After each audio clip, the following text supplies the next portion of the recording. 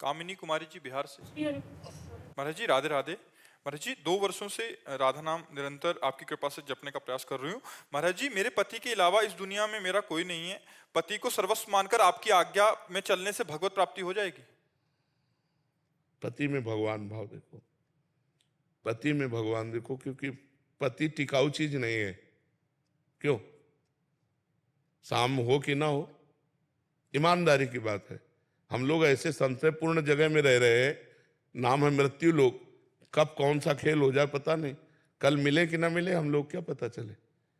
अरे लोग नाचते नाचते मर गए, नहीं मर जाते? तो यदि हम सर्वस्व पति के शरीर को मानेंगे तो गड़बड़ हो जाएगा। सर्वस्व परम पति भगवान जो उसमें बैठे हैं उसको मानेंगे तो मंगल हो जाएगा। अगर हम केवल शरीर आसक्त हैं तो शरीर आसक्त तो कोई पुत्र में आसक्त, कोई पत्नी में, कोई पिता में, कोई माता में, कोई पत्नी, नाना प्रकार, सबका कल्याण हो जाना चाहिए। पति को भगवान मानकर और भगवत भजन करते हुए पति की आराधना करने से भगवान की प्राप्ति हो जाएगी। देखो, जब एक पत्थर में आकार देते हैं और मान लेते हैं मेरा भगवान है, तो उसकी पूजा करने से भगवान की प्राप्ति हो जाती है ना।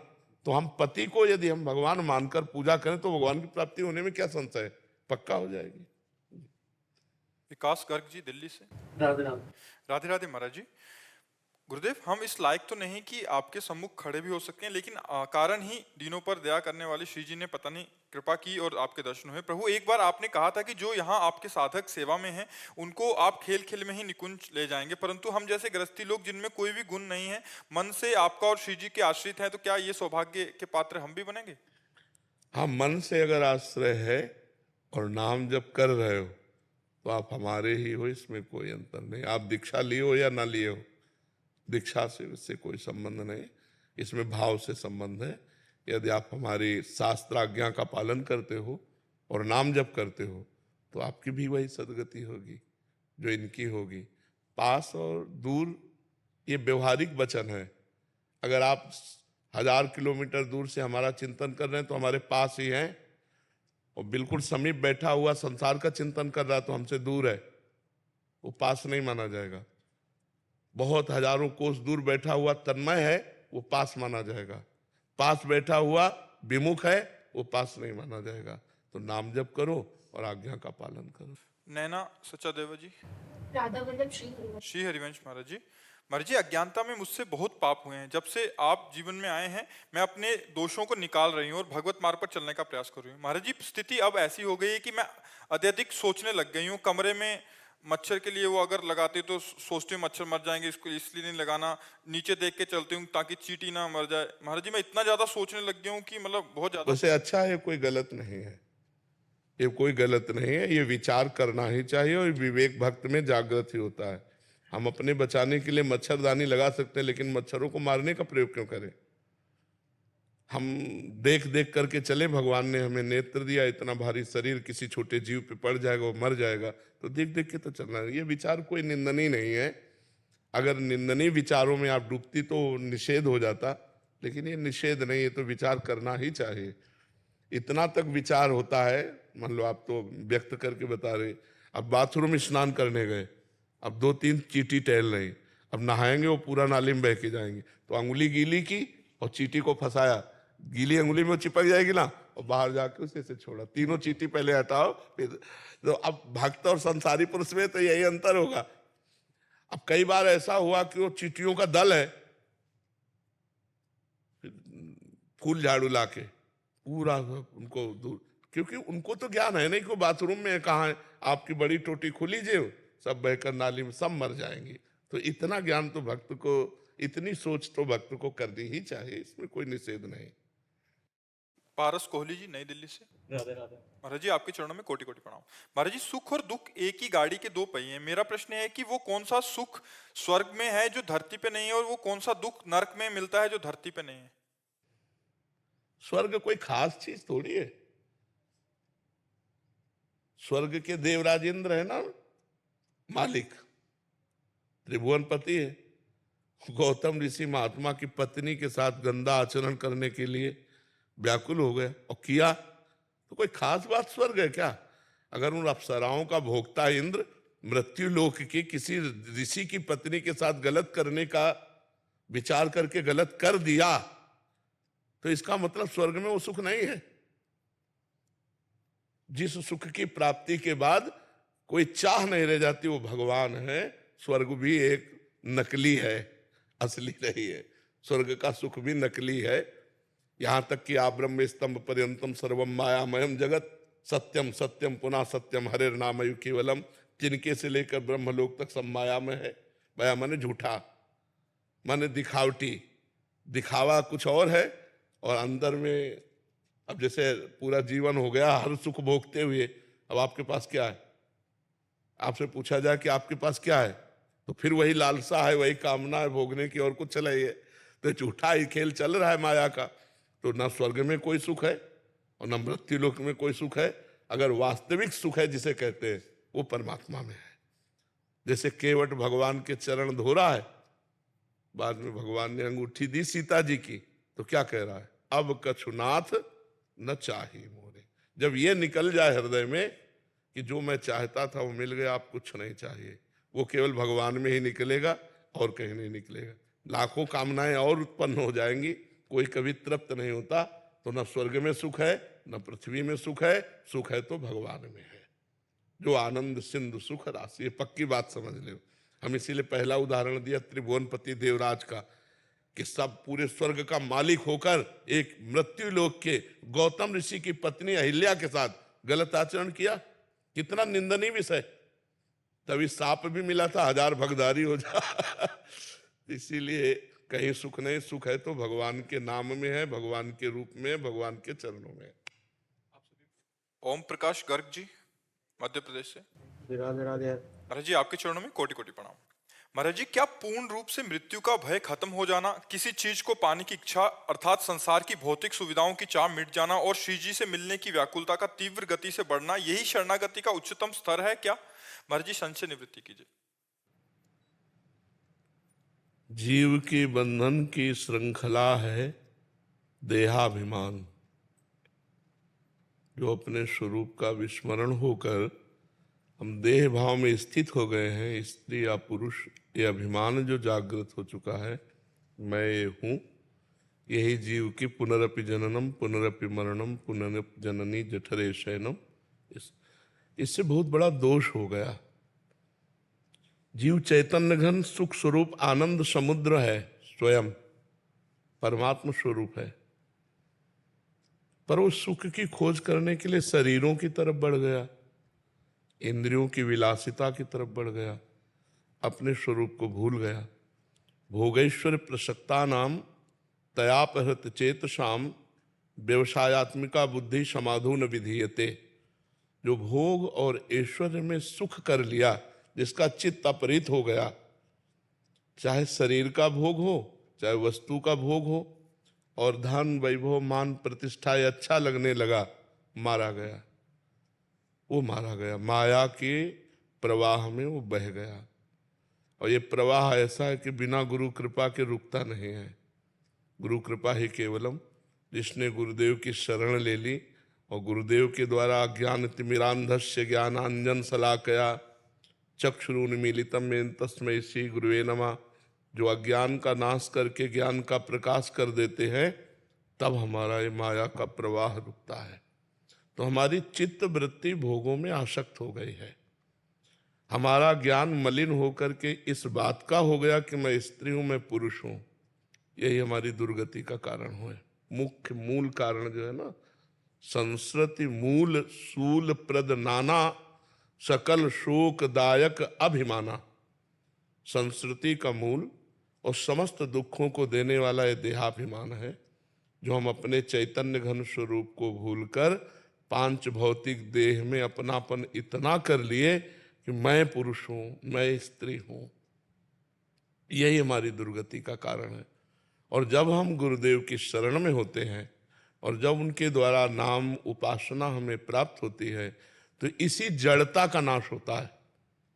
जो आपने बोला ना, यही उसके अंदर लक्षण प्रकट होने लगते हैं कि नहीं खान पान ते भावे है, नहीं कोमल वसन सुहावे है, सब विषय लगे ते खारा है, हरियासिक का मग्न आ रहा है।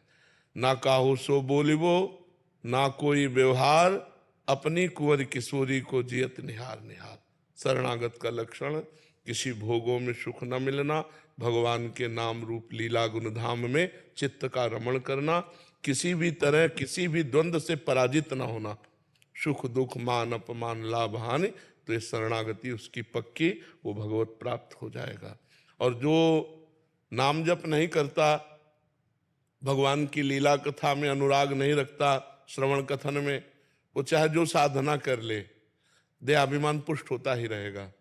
तो क्या हो रहा है, इसमें अहंकार पुष्ट हो रहा है, और हमारा आवागमन चक्र रुकेगा अहंकार रहित होने पर। तो चाहे सत्क्रिया का अहंकार हो चाहे असत्क्रिया का अहंकार हो, अहंकार तो बना ही हुआ है। तो अहंकार का नष्ट हो जाना ही शरणागति का लक्षण है। अहंकार गुरुदेव की कृपा से नष्ट होता है। जो गुरुदेव ने उपासना दी उससे अहंकार गलित हो जाता है। फिर दिखाई देता है गुरु कृपा से साधना चल रही, गुरु कृपा से भजन हो रहा है, गुरु कृपा से हमारी अध्यात्म उन्नति हो रही। वो कहीं अहंकार का उसमें उन्मेष नहीं होता कि मैंने ये किया, नहीं, गुरु कृपा से ऐसा हुआ। तो गुरु कृपा का जिसको आश्रय मिल गया है, प्रिया प्रीतम की शरणागति हो गई है, उसमें लक्षण होते हैं। क्या बोला था लक्षण? महाराज जी ये कह रहे हैं कि ये महाराज जी व्याकुलता, श्री जी से मिलने की तीव्र इच्छा, संसार की भौतिक सुविधाओं की चाह मिट जाना, पूर्ण रूप से मृत्यु का भय खत्म होता है। हाँ, पूर्ण रूप से, बिल्कुल, बहुत सुंदर, बहुत शोध करके वाक्य लिखे आप। मैं पृथ्वी का आज का सबसे पापी आदमी हूँ, मेरा क्या होगा बाबा? नहीं, इसमें अब अपने पूर्व को नहीं सोचते, अब अपने अग्रिम को सोचते हैं। हम प्रिया प्रीतम नहीं, इसमें यह सोचना है अब हम प्रिया प्रीतम की शरण में हैं, अब लो नशानी अब ना नशई हो। अब तक जो हुआ वो भगवान की माया के प्रभाव से हमसे गलतियां हो गई, अब हम भगवान की शरण में हैं। अब हम खूब नाम जप करें। नाम जप करते हो? खूब नाम जप करो। हाँ, खूब नाम जप करो, नाम जप से ही परमानंद की अनुभूति है। गौरव जी स्कॉटलैंड से। राधे राधे। राधे राधे महाराज जी। महाराज जी मैं बाहर से आया हूँ, मैं वहाँ चिकित्सक हूँ, ठाकुर रामकृष्ण और माँ शारदा जी के आश्रित हूँ। जितना हो सकता है मैं धर्म का जीवन व्यतीत करने का कोशिश करता हूँ। धर्म किसे कहते हैं? धर्म का जीवन तो हम तब व्यतीत करें जब धर्म को हम जाने। धर्म किसे कहते हैं? नाम जप करना और भक्ति। धर्म का जो स्वरूप है, तस्मा शास्त्रम प्रमाणन्ते कार्याकार्यो व्यवस्थितो। शास्त्र जिसे कहता है करो वो धर्म है, और शास्त्र जिसे कहता है ना करो उसे अधर्म कहते हैं। जो भगवत सन्मुख ले जाने वाले कार्य हैं, जैसे हमारे गृहस्थ जीवन में पाणी ग्रहण हो गया है तो केवल पत्नी के प्रति भाव रखना, अन्य जगह भाव रखना अधर्म है, अपनी पत्नी में भाव रखना धर्म है।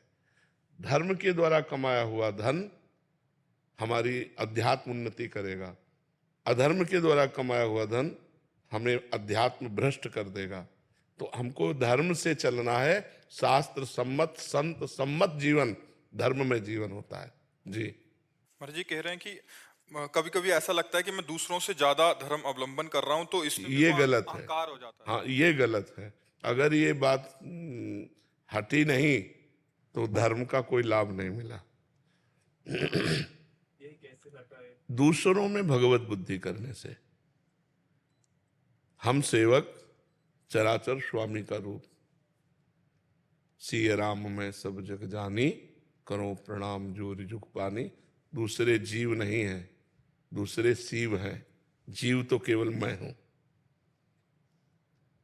हमारी भक्ति तभी पुष्ट होती है जब हमारे अंदर ये भाव आता है, सो अनन्य गति जाके असमति न टरे हनुमंत, मैं सेवक सचराचर रूप स्वामी भगवंत।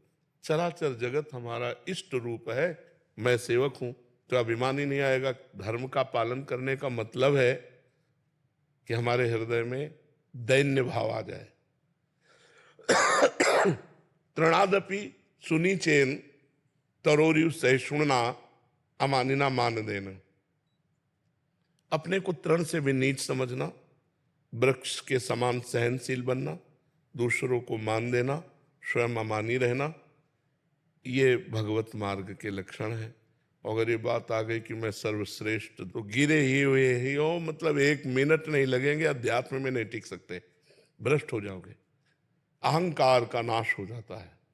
तो ये तो अहंकार आए ही ना।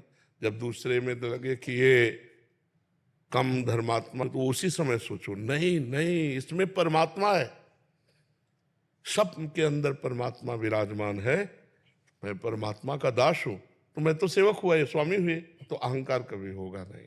ठीक है ना। कोई भी संप्रदाय हो, कोई भी मार्ग हो, अगर अहंकार है किसी भी बात का, तो उसका पतन निश्चित है। इसलिए अहंकार त्याग करके परमार्थ का यात्री बने।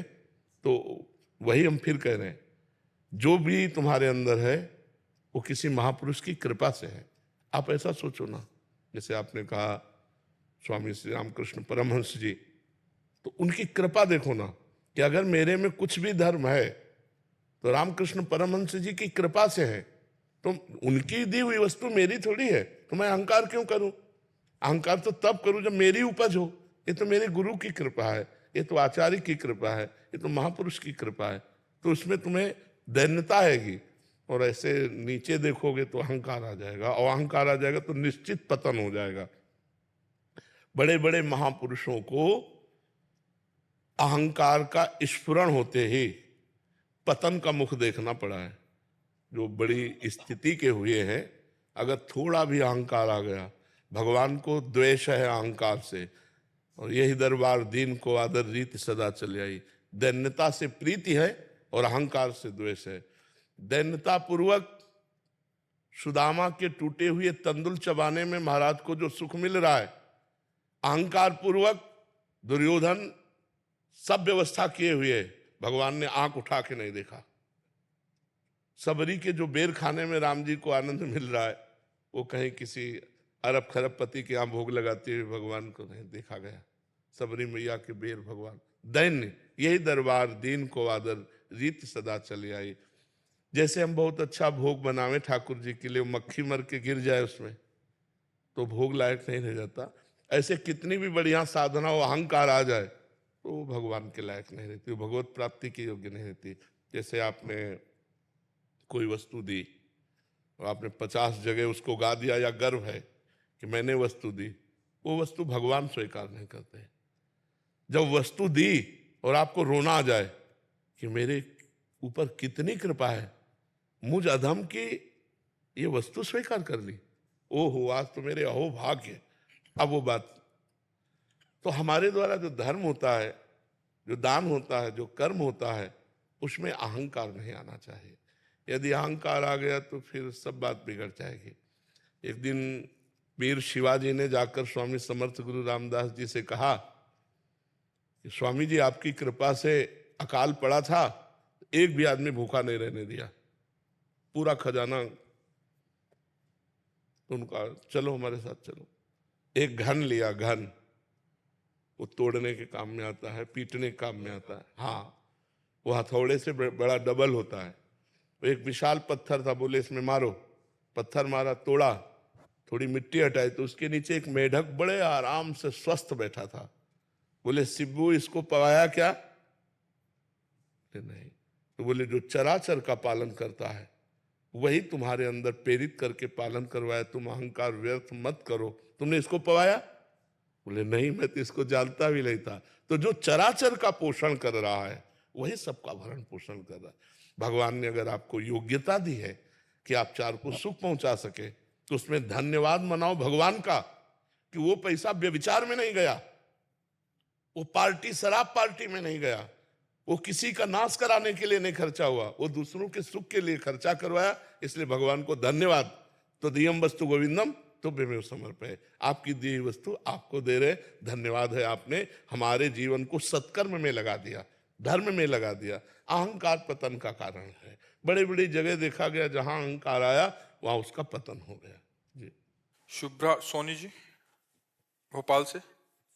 श्री हरिवंश महाराज जी, संतोष और संयम की रेखा क्या है? अपने जीवन में संतोष और संयम कहां तक रखना चाहिए? संतोष रखने की चीज नहीं होती, वो एक स्थिति होती है। जब आवे संतोष धन, सब धन धूरि समान। गोधन गजधन बाजधन और रतन धन खान, जब आवे संतोष धन सब धन धूर समान। यथा लाभ संतोष सदा, काहू सो कछु न चाहूंगो। कभी किसी से चाह उत्पन्न ना हो, यह संतोष की रेखा है। जैसी परिस्थिति में हो उसी में मैं राजी हूं। जोई जोई प्यारो करे सोई मुझे भावे। जैसे मुझे भगवान रख रहे हैं उतने में मैं संतुष्ट हूं। मैं किसी व्यक्ति के आगे चाह नहीं पैदा कर सकता, इसका नाम संतोष है। और संयम, धर्म विरुद्ध भोग नहीं भोग सकता चाहे मर जाऊं। जैसे श्री सदन कसाई जी जगन्नाथ जी की यात्रा को जा रहे थे, बहुत ही महान पुरुष, पर वो कसाई कुल में जन्म हुआ था। इनका स्वरूप था ये पशुओं का मांस ला के बेचते और धर्म पूर्वक चलते हो, भगवान का नाम जप करते, बड़े महान भक्त थे। देखो इनके धर्म की परीक्षा हुई।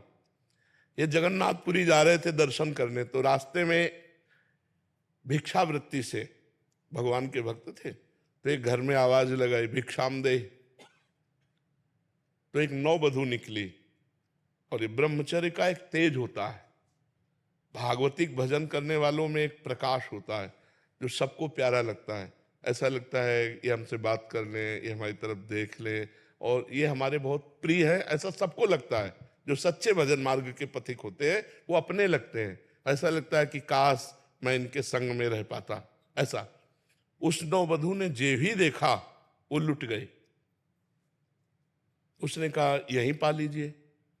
अब संत सरल चित जगत हित, वो बैठ गए। संध्या का समय था, प्रसाद तो आए। भगवान की इच्छा, संतों में तो रहता ना भगवान की इच्छा, जैसी महलों में रखे चाहे झोपड़ी में बास दे। उस स्त्री ने हाथ जोड़ा और कहा महाराज जी अगर रात्रि यहीं शयन कर लो और सुबह आप, तो बड़ी श्रद्धा देखी तो ठीक है। अब रात्रि में जब शयन की स्थिति में, तब वो आकर अपनी काम वेदना प्रकट की। तो उनका देवी आपके पति हैं, आप ऐसी चेष्टा करते हैं। उसका उल्टा दिमाग चला कि मानो ये कह रहे हैं आपके पति, अगर पति ना होते तो उसने अपने पति की हत्या कर दी सोते हुए। फिर आई और कहा अब स्वीकार करो पति को मैं, तो उनका दुष्ट, तो उन्होंने कहा अगर मैंने हल्ला मचा दिया तो तुम्हारी अभी दुर्गति हो जाएगी। ये संयम की परीक्षा। तो उन्होंने कहा नहीं, मैं धर्म विरुद्ध आचरण नहीं कर सकता, मृत्यु को स्वीकार कर सकता हूं। उसने हल्ला मचा दिया, लोग एकत्रित। तो क्या हुआ, ये हमसे गलत करना चाहता था, हमारे पति ने रोका, पति को मार डाला और फिर गलत करना चाहता था, मैं हल्ला मचा दिया। अब वो सदन जी जय जगन्नाथ जय जगन्नाथ, भगवान आप देख रहे हो। लोगों ने मारा पीटा, बंदी बना लिया, राजा के पास ले गए। राजा ने जब ऐसी बात सुनी, दोनों हाथ कटवा दिए यहां से, और देखा कि भक्त है तो दोनों हाथ कटवाकर फांसी तो नहीं दी पर छोड़ दिया। एक भी अपराध नहीं है इसमें। लेकिन पूर्व में जिस कर्म से कसाई बने आके, तो कोई ना कोई पाप कर्म रहा ना, तो वही हाथ कटवा लिए गए। पाप यहां बिल्कुल नहीं है, पाप पूर्व का है। और यहां संयम की परीक्षा में पास हुए, लेकिन पूर्व का पाप कर्म उनके हाथ कटवा दिए। जय जगन्नाथ जय जगन्नाथ। जगन्नाथ जी पहुंचे, कहा प्रभु अब तो हाथ भी नहीं जोड़ सकते क्योंकि यही ले काट डाले गए। तो ऐसे करके जे भी किया सो नवीन हाथ आ गए, भक्तमाल ग्रंथ में लिखा हुआ है। तो संयम इतना कि चाहे मृत्यु का अवसर आ जाए पर हम अपने धर्म से विमुख ना हो। संतोष इतना, कैसी भी परिस्थितियों में किसी से हाथ ना पसारे। मंगबो भलो न बापसो, जो प्रभु राखे टेक। देनहार कोई और है, देत रहते दिन रैन। लोग भरम मोह पे करे, तासो नीचे नैन। एक बार रहीमदास जी स्वर्ण बांट रहे थे, रत्न बांट रहे थे, बड़े धनी थे, तो ऐसे बांट रहे थे। तो लोगों ने पूछा कि आप नेत्र नीचे करके क्यों बांट रहे हैं? बोले देनहार कोई और है, वो देत रहते दिन रैन। लोग भरम मोह पे करे कि रहीम बांट रहे हैं, इसलिए तासो नीचे नैन, इसलिए मेरे नेत्र नीचे हैं। तो संयम इतना कि किसी भी परिस्थिति में हमें धर्म विरुद्ध नहीं जाना, तो संयम संतोष हमारा सफल माना जाएगा। मनोज यादव जी रेवाड़ी से। राधा वल्लभ श्री हरिवंश। महाराज जी आपके चरणों में कोटि कोटि प्रणाम। महाराज जी आपने कई बार एकांतिक में बताया है कि मन में अगर गलत चिंतन हो जाए तो भी चिंता की बात नहीं, किंतु आचरण कर्म नहीं बिगड़ना चाहिए। महाराज जी भगवत गीता के श्लोक में भगवान जी कहते हैं कि जो व्यक्ति अपने इंद्रियों को तो वश में कर लेता है परंतु मन में इंद्रिय विषयों का स्मरण करता है वह मोहग्रस्त मन वाला होता है और उसे पाखंडी व कपटी ही कहा उसका जाता है। भाव समझ रहे हो? उसका भाव ये है जैसे हमने कह दिया कि हम अन्न त्याग करते हैं, आज से हम दूध में रहेंगे, तो रसेंद्री को तो वश में करने की हमने चेष्टा की, लेकिन मन के द्वारा हम अगर विषयों का भोग कर रहे हैं कि यार रसगुल्ला में, यार समोसा चटनी में, यार कढ़ी पकौड़ी में, तो बोले पाखंड कर रहे हो। इससे अच्छा है कि कढ़ी पकौड़ी रसगुल्ला लो और भोग लगाओ, ठाकुर का पा लो चुपचाप।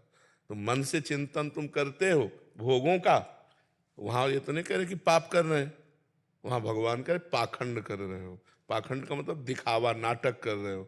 ऐसे तुम कहते हो हम पदार्थ नहीं पाते, हम दूध पीते, हम फलाहार रहते हैं, ऐसे चिंतन कर रहे हो पदार्थों का, तो पाखंड ही तो कर रहे हो। जिस वस्तु का त्याग किया उसका चिंतन का भी त्याग कर दो, तब उसका पूर्ण त्याग माना जाता है। तो जैसे हमारा मन, हम साधक हैं, गंदी बातों में जा रहा है, हमें अच्छा नहीं लग रहा गंदी बात, वो जा रहा है, अच्छा लग रहा है भजन, भगवान के मार्ग में हम चलना चाहते हैं, पर वो पूर्व संस्कारवश अनेक जन्मों के कारण अभ्यासवश वो गलत मार्ग में जा रहा है, तो हमें जलन हो रही। इसमें और उसमें अंतर हो गया। वो अपने अहम को प्रदर्शित करता है, अंदर ही अंदर आनंदित होकर नाना प्रकार के पदार्थों की भोग का चिंतन करता है। इसका चिंतन बलात् जा रहा है और ये असंतुष्ट है इस बात से, और वो बाहरी दिखावा करके अंदर से वो चिंतन कर रहा है, वो पाखंडी है। ये पाखंडी नहीं, यद्यपि ये पाप का चिंतन कर रहा है लेकिन पाखंडी नहीं, क्योंकि पूर्व संस्कार वसात उसका चिंतन हो रहा है गलत, और वो जल रहा है कि यार क्यों हो रहा है गलत, वो अच्छे मार्ग में चलना चाहता है, ये साधक है, और वो उस बात का चिंतन करके आनंदित हो रहा है। क्या यार ऐसा विषयों का चिंतन कर रहा है और अपने को त्यागी बता रहा है, तो बोले वो पाखंड कर रहा है। समझ पा रहे आप? इसमें और उसमें अंतर है। वो पूर्व संस्कारवश चिंतन होता है, लेकिन उस चिंतन से वो असंतुष्ट है, उस चिंतन से निकलना चाहता है, और वो जानबूझकर उसका चिंतन करते हुए पाखंड साबित कर रहा है। मैंने 10 वर्ष से अन्न नहीं चखा, लेकिन वो रोज उन विषयों का चिंतन करता है, वो पाखंडी है। समझ पा रहे हैं? श्री हरिवंश महाराज जी। महाराज जी क्या किसी का दिल दुखाने से भजन का सुख रुक जाता है? सबके हृदय में भगवान विराजमान है। यदि हमारे द्वारा ऐसा कटु भाषण, कटु व्यवहार हुआ कि उसका दिल दुख गया, तो फिर हमारे भजन पे फर्क पड़ जाएगा। हम सही चल रहे हैं, वो स्वयं दुखी हो रहा है अपने विचार से, तो नहीं रुकेगा। लेकिन हमारे द्वारा यदि संभाषण कठोर पूर्वक हुआ या चेष्टा प्रतिकूल हो गई, तो हमें क्षमा याचना करनी चाहिए। अगर वो अंदर से दुखी रहा, तो जब तक वो दुखी रहेगा तब तक आपके भजन में विक्षेप पड़ता रहेगा। और कहीं वैष्णव का अपराध बन जाए तो विक्षेप की तो बात जाने दो, भजन ही रुक जाएगा, भजन नहीं होगा। अगर संत वैष्णव को दुख पहुंच गया आपकी चेष्टा से, या कोई निंदा बन गई, तो फिर भजन रुक जाएगा, एकदम रुक जाएगा, भजन चलेगा ही नहीं। तो इससे तो बचना चाहिए। पर दोष दर्शन, पर चर्चा, पर निंदा, ये सब भजन में बाधक है। तो अगर हम किसी से ज्यादा व्यवहार ना करें तो इससे बहुत बचाव होता है। अगर व्यवहार करना पड़े ऐसी जगह है तो फिर मृदु व्यवहार करे, प्रिय व्यवहार करे, ऐसा कोई व्यवहार न करे जिससे दिल दुखे, क्योंकि सबके दिल में दिलवर बैठा हुआ है, प्रभु बैठा हुआ है। किसी का दिल दुखा तो हमारा भजन छूट जाएगा, ये पक्की बात है। समझ रहे ना? तो बहुत सावधान। हाँ, जैसे पदाधिकारी है तो उसमें ये सिद्धांत नहीं लागू होगा। वो अगर चोर को डंडा मार रहा है तो उसकी पूजा हो रही, उसमें ये नहीं सोचा जाएगा कि दिल दुखेगी, नहीं, तुम्हारे दिल की दुखने की बात नहीं रही। पर आप कोई पदाधिकारी हो तो बात अलग है। अपने अधिकार के अंदर, जैसे टीचर है, अब वो थोड़ी देखेगा बच्चे का दिल दुखता है कि नहीं दिखता, वो अपने सही नियम के अनुसार चलाएगा। आपको पाठ कर, ये याद करना है, आपको लिखना, नहीं लिखते हो, वो शासन करेगा। जैसे पिता पुत्र की तरफ थोड़ी दिखेगा, देश का दिल दुखेगा कि नहीं दुखेगा, नहीं, तुम्हें संयम पूर्वक चलना होगा, तुम्हें धर्म से चलना होगा। तो कुछ ऐसे अधिकार हैं जिन अधिकारों में ये नहीं देखा जाता, बकाया ये देखा जाता है। समझ रहे हैं? महाराज जी कह रहे थे कि विवाह से पहले बहुत अच्छा भजन होता था और उसके बाद थोड़ा कम हो गया क्योंकि पत्नी और उनके माता पिता को थोड़ा गलत कह दिया था और ऐसा इसलिए। नहीं, फिर भी ऐसा नहीं होता। चक्रवर्ती सम्राट महाराज अम्बरीश जी, पूरा राज्य शासन और नई नवीन नवीन रानियां और परिवार, सब भगवान विराजमान है सब में। तुम्हारे तो एक ही पत्नी होगी, उनके तो बहुत सी पत्नियां थी। तो पत्नी में भी भगवान का भाव कीजिए, क्योंकि बिना भगवान के कोई शरीर संचलित ही नहीं हो सकता। सब में ईश्वर विराजमान, तो पत्नी में भी तो विराजमान, उसे प्यार करो, कटुवचन क्यों कहो? माता पिता तो भगवत स्वरूप हैं, उनसे हम क्यों लड़ाई झगड़ा करें? हमको अपना सुधार करना चाहिए। ठीक है, नाम जप करो और सुधार करो। और अब जिनसे कटुवचन बोले हैं तो इतना प्यार करो कि क्षमा हो जाए। माता पिता उनसे क्षमा मांग लीजिए, क्योंकि पत्नी एक मित्रवत अर्धांगिनी, हमारा हृदय, ये हम ऐसा व्यवहार करें कि अपने आप को क्षमा कर दे। फिर से शुरू हो जाएगा वैसे ही? हाँ, बिल्कुल शुरू हो जाएगा। आप देखना ऐसा करके, अगर आप शीघ्र चाहते हो तो पत्नी से भी क्षमा मांग लो और माता पिता से भी क्षमा मांग लो कि आगे से मैं ऐसी गलती नहीं करूंगा। तो देखोगे आपके हृदय में आनंद आएगा और भजन चल पड़ेगा। अगर अपराध बन जाए तो भगवान पत्नी के भीतर हृदय में बैठे हैं, भगवान सबके हृदय में बैठे हैं। दीपांशु जी, सोनीपत, हरियाणा। राधा वल्लभ श्री हरिवंश महाराज। महाराज जी आपके चरणों में कोटि कोटि प्रणाम। महाराज जी किन किन लक्षणों के बाद ही विरक्त मार्ग अपनाना चाहिए ताकि कोई मरकट वैराग्य में निर्णय ना लें और घर से ना भागें? पहली बात, 3 बातें हैं जो हमारे परमार्थ को मिटिया मेट कर देती हैं। पहला है काम भोग, कंचन, कामनी, कीर्ति। 3 बातें कहेंगे तो सबसे पहला साधक के जीवन में काम भोग आता है। यदि वो स्त्री विजयी है तो विरक्त मार्ग में कदम रखे नहीं, चुपचाप घर गृहस्थी में ब्याह करके अपने भजन को पुष्ट करे। स्त्री विजयी का मतलब हमारे पास अगर भोग उपस्थित है, भोगने का समय भी है, लेकिन हम नहीं भोगेंगे क्योंकि हम वैराग्य मार्ग के पथिक हैं। इतनी दम हो, बांध लंगोटा बचा के इंद्री कभी न देखा पर नारी, धर्म के टुकड़े खाकर भैया चढ़ी बदन पे तैयारी। तो परमार्थ में कदम रखना चाहिए, नहीं रखना चाहिए। तो जब ये स्थिति हमारे अंदर आ जाए कि पराई माता बहन अगर हमारे पास भी बैठी हो तो भी हमारा मन गलत मार्ग में ना जाए, तो वैराग्य का हिम्मत करे। दूसरी बात, अगर हमको भीख मांग के खाना पड़ रहा है और हमें भीख भी नहीं मिल रही है तो भी हमें रुपए का चिंतन नहीं होना चाहिए, धनी पुरुषों की चाटुकारिता नहीं होनी चाहिए। अगर ये है तो बाबागिरी आग लगे।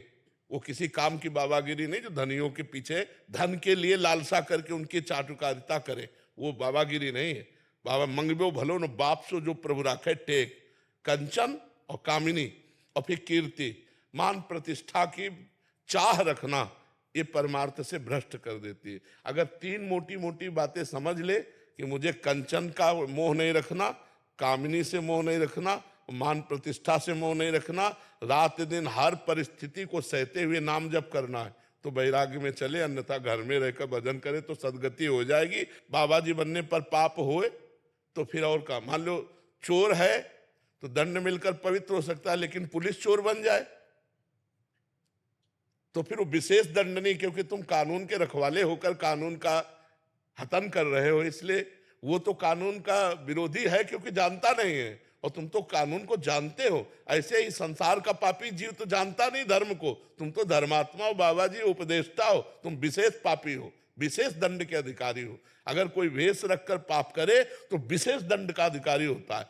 इसलिए भगवान के भजन करने के लिए 2 मार्ग हैं, एक गृहस्थ मार्ग, एक विरक्त मार्ग।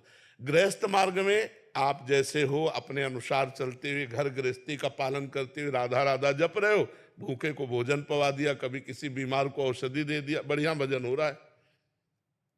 बाबा जी बनकर दूसरी माता बहनों की तरफ गंदी दृष्टि रखना, सेठ की चाटुकारिता करना और अपने सम्मान के लिए नौटंकी नाटक करना, घोर नरक मिलेगा, पक्का समझ लो। ऐसा नहीं कि बाबा जी बन गए तो तुम्हारे लिए बीमाना ही आएगा, नहीं। तो हरई शिष्य धन शोक न हरई, सो गुरु घोर नरक मा परई। जो शिष्य के धन का तो अपहरण कर रहा है लेकिन शोक का अपहरण नहीं कर पाया, उसे परम पद नहीं दिला पाया, उस गुरु को नरक जाना पड़ता है। बाबा जी बनना बहुत खतरे में पड़ना है, कोई साधारण बात नहीं।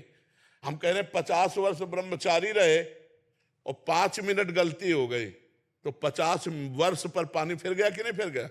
ये कोई छोटा मोटा गेम नहीं है, बहुत बड़ा गेम है। पूरी जिंदगी भर बिल्कुल लाइन पे चलना, लाइन से जरा से भी इधर गए कि मिट्टिया मेट हो गए। एक गलती में पूरे जीवन की तपस्या को मिट्टी में मिला करके 1 मिनट में साबित कर दिया जाएगा पाखंडी है। एक गलती में यार जीवन भर भजन किए, 5 मिनट गिर गया तो क्षमा करो, कोई क्षमा नहीं करेगा। पूरा विश्व, पूरा भारत ये बोल देगा पाखंडी है, नहीं बोल देगा। तो बाबागिरी बहुत कठिन है। सबसे ज्यादा अगर कठिन काम है तो बाबागिरी का है। पूरे जीवन मनोरंजन नहीं, पूरे जीवन कभी मन का जो चाल है उसके अनुसार नहीं चला गया, उसके खिलाफ चला गया, और 1 मिनट चूक हो जाए तो कोई क्षमा नहीं करेगा। ऐसी है बाबागिरी। इसलिए पूरी तलवार की धार कही गई है, ज्ञान के पंथ कृपान के धारा, और परत खगेश लगे नहीं बारा। इसलिए बाबा जी तो बनोमती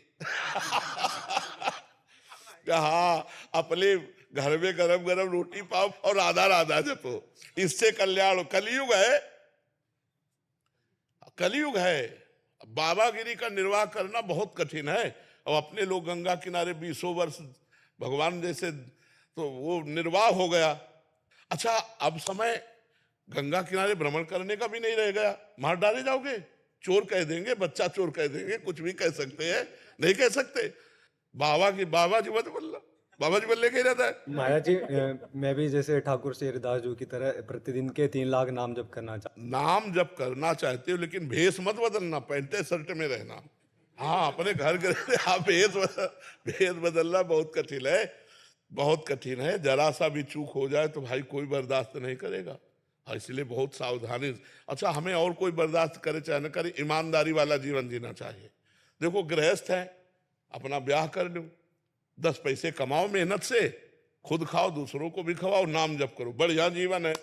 अब बाबा जी बन करके मांग के खाना, पूरे जीवन बस अलर्ट रहना, तनिक भी गलती नहीं होना, तो भाई मान लो बाबा जी बनने का मतलब मैं मरा अब, ऐसा मान ले तो जी जाएगा।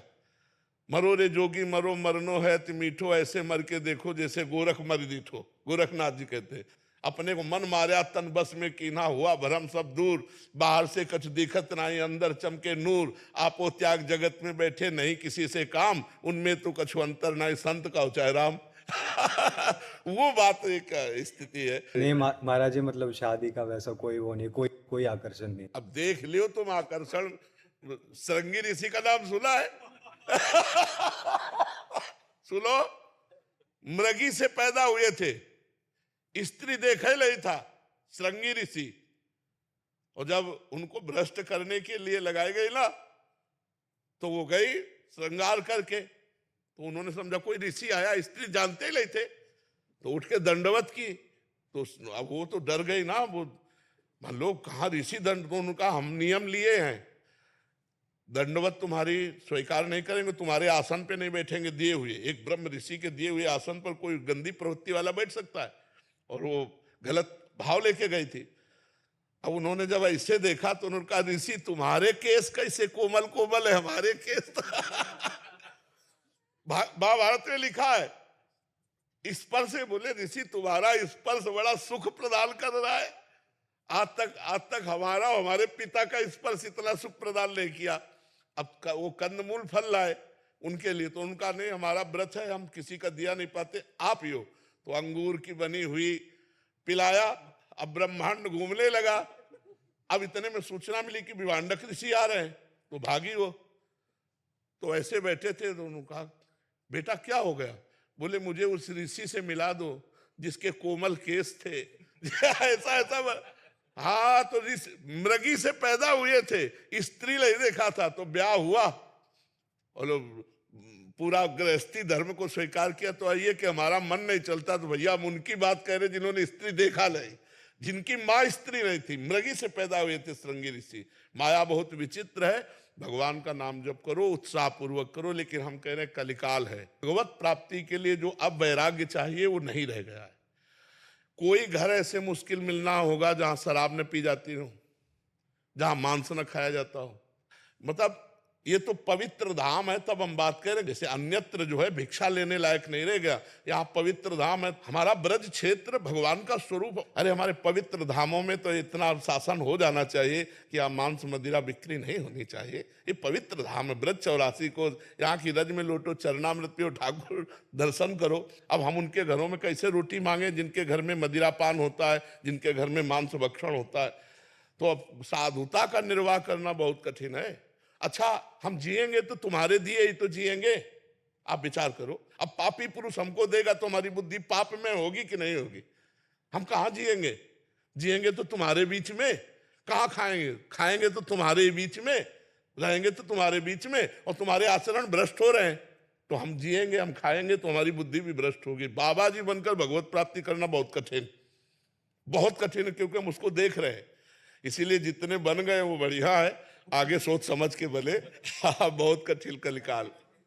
निम्रता बहुत है इंसान में। नम्रता ऐसे नहीं है, एक भी गलती हम बर्दाश्त नहीं करते। बाबा जी बने थे तो क्या सोच के बने थे? किसी माता बहन की तरफ आंख नहीं उठा सकते, यहाँ आए हुए किसी व्यक्ति से ऐसे नहीं कर सकते, एक भी नहीं। बताओ अगर तुमसे कोई कहता हो कि यहाँ रुपया चढ़ा दो, ऐसे रुपया दो, किसी तरह की फीस ली जाती है? बिल्कुल, मैंने आज अभी देखा कुछ। हाँ। वो बाहर से आए हैं, वो कुछ दे रहे थे, उन्होंने नहीं लिया, वो सामने बैठे हुए। हाँ, अभी वो बाहर से स्पेन से आए हैं, सब आपके शिक्षित हैं सब। हाँ, नहीं लिया, बिल्कुल उन्होंने कहा ना। हाँ, यहाँ शासन का मतलब बिल्कुल ऐसा है। तो ये सब शिक्षा प्राप्त किए हुए हैं, इसीलिए चल रहे, और चल रहे इसीलिए सब कोई बात मान रहा है। नहीं, यही गलत करने लगे तो बोले चेला को तो संभाल नहीं पा रहे, कहने लगे लालू। महाराज जी तो परसों आए थे जन्मोत्सव में, फिर महाराज जी का आदेश हुआ कि पुनः फिर दर्शन करने के लिए चलेंगे। यहाँ संपर्क बनाया गया तो सरकार तो हमारे मौन रहते हैं। तो आते आते हमको आज्ञा प्रदान किए कि आप जय जय के चरणों में प्रार्थना करेंगे कि जय जय के मुखारविंद से जो वाणी निकलेगी वह जनमानस के हृदय में प्रतिष्ठित होती है। ऐसी श्री जी की कृपा करुणा से तो सरकार पटिया वाले महाराज जी के शरणागत तो हैं। उधर हमने महाराज जी के दर्शन किए, और दर्शन करते हुए केवल यही देखते रहे कि स्थिति कहाँ है महाराज जी की। ओठ फड़क रहे थे, निरंतर नाम चल रहा था, निरंतर नाम। बस पास में खड़े थे, आधा घंटा दर्शन करते रहे, निरंतर नाम की स्थिति। तो महापुरुषों से हमें शिक्षा मिलती है। हम जिन बड़े संतों के पास गए तो उनकी वृत्ति देखने की कोशिश करते थे, इनकी वृत्ति कहाँ है। अगर हमारा निरंतर चिंतन अपने इष्ट देव का हो रहा है तो सब ठीक है, सब ठीक है।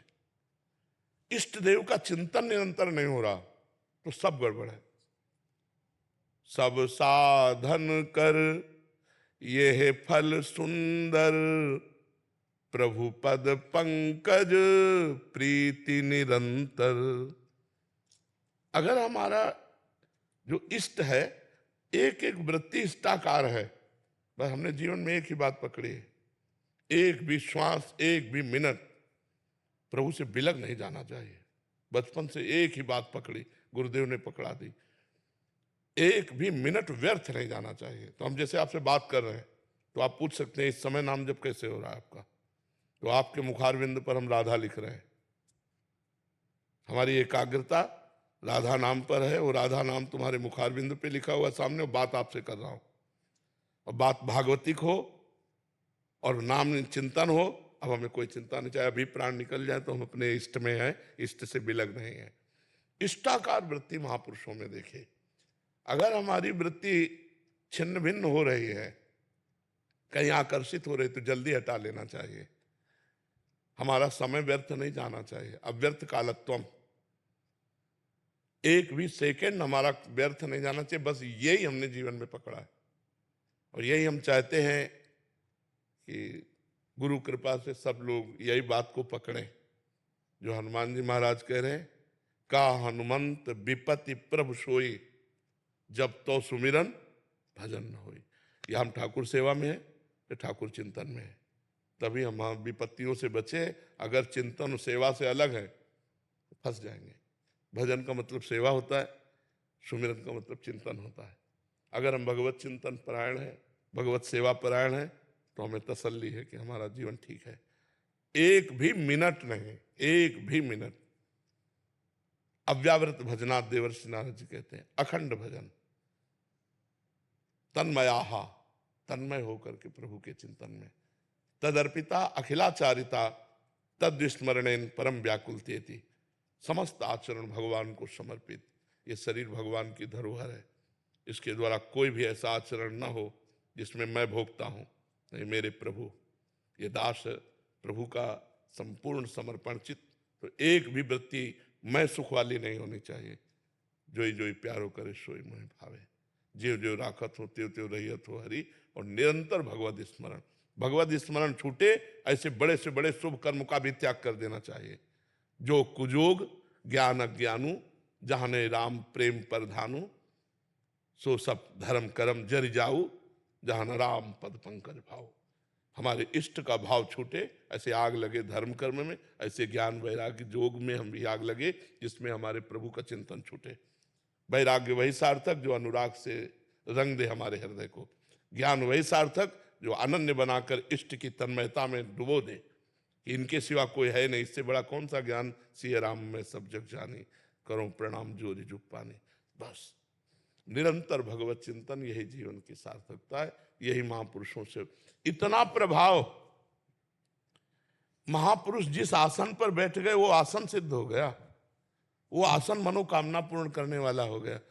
जैसे वो पटिया, वो देव रूप हो गई, भगवत स्वरूप हो गई, जो कामना करो उसकी पूर्ति करने वाली हो गई। क्यों? क्योंकि उसमें बैठकर नाम जप हुआ है। नाम जप का इतना बड़ा प्रभाव आप विचार करके देखो। संतों के वस्त्र, संतों की पादुका, संतों का आसन क्यों परम पूजनीय हो जाता है? क्योंकि वो नाम जप करते हैं। तो तुम नाम जप करो, भगवान के दासत्व के मार्ग में चले तो अब हमारा एक ही नियम है, एक मिनट हम विस्मरण नहीं होने देंगे बस। और धन्य है वो संत जो रात दिन उनमें लगे हुए, तद विस्मरणेन परम व्याकुलते थे। तो यही जीवन का सार है, हर क्षण नाम चलता चाहे। और अगर हम किसी से बात भी करें, अच्छा है मौन है, मौन से बहुत प्रपंच खत्म हो जाता है।